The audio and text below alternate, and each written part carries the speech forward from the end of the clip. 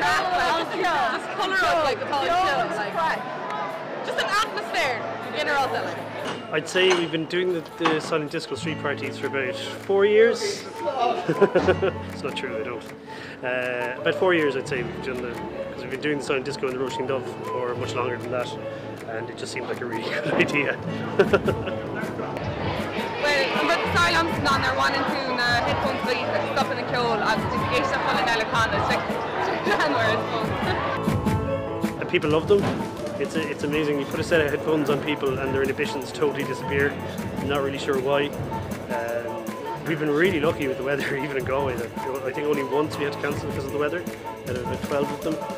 Well, na linktr an anseo go das, go sé go das ver an shráideanna na linktr mar zero.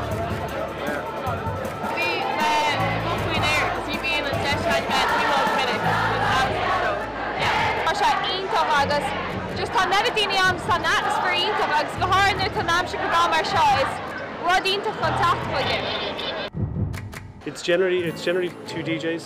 So normally myself and Ted, I'd be on channel A, and he'd be on channel B, and he tends to play mostly hip hop, and then I'd focus on the entire body of recorded music other than hip hop.